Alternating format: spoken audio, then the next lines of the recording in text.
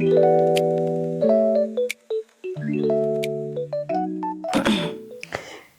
amazing people. Hello, beautiful people. You're welcome to another fantastic episode of Get Impeccable with your host, Precious and Dean. And I am so thrilled and so excited to have you all go to your screens to enjoy this splendid episode of Get Impeccable. In this episode, we'll be talking about the ask and the offer. And what does it mean? Well, want to know more? Come with me. Before we delve into moving from just the talking to the capacity and the ability to ask and receive, we are going to look at some reasons why we hesitate asking.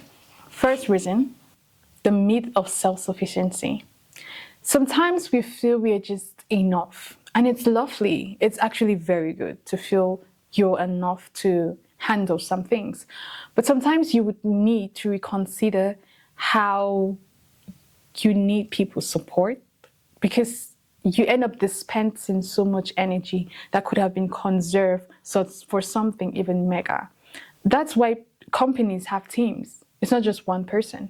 Although it's one person's vision, although it's one person who had the vision initially, but he needed a team to pull it off.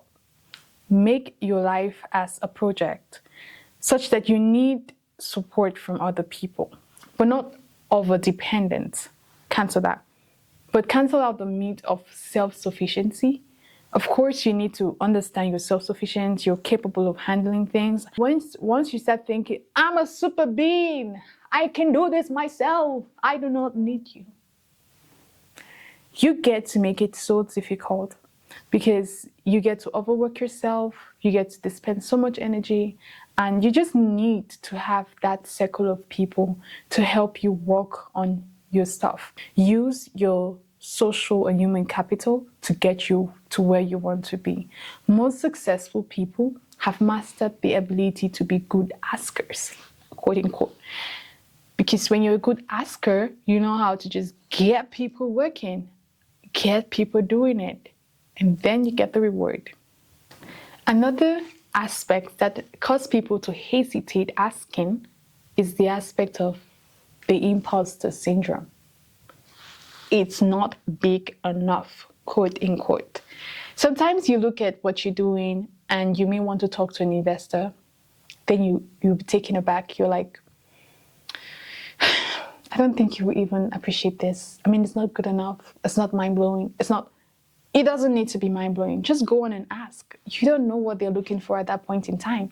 The imposter syndrome gets to drain you off of so many opportunities, because you feel like you need to get into this height of achievement before you can actually get these big investors. Fun fact is, you rather need those big investors. You rather need just people to get you up there. So you do not need to achieve something mega before you start seeking out for support, seeking out for help, so that people are mind blown away. You actually need those people to get you up there. Some people just know the easy way through things, and you just need to ask them. Why not ask? You don't need to be perfect already. Trust me, if you're perfect, you wouldn't even ask anyone. You work with your head up high, not caring about whoever thinks. So you need to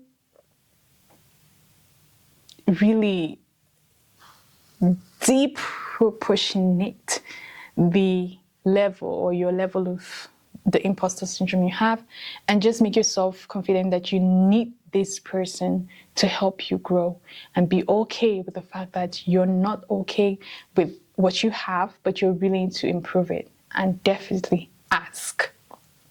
Another aspect, which it's common, is the fear of rejection. What if she says no? What if he says no?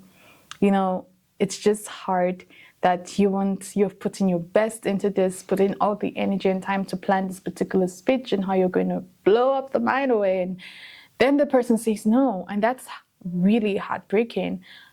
At the end of the day, you went out there, you spoke, you asked. And whether you were accepted or approved or not, you've gotten that burden out of the way, because it would save you a number of days or years you would have felt like, if only I had asked, maybe I'll be somewhere different. Just relieve yourself of that burden of regret And it's okay for people to reject you rather than for you to regret the whole of your life. It's okay for them to reject your proposal at this point.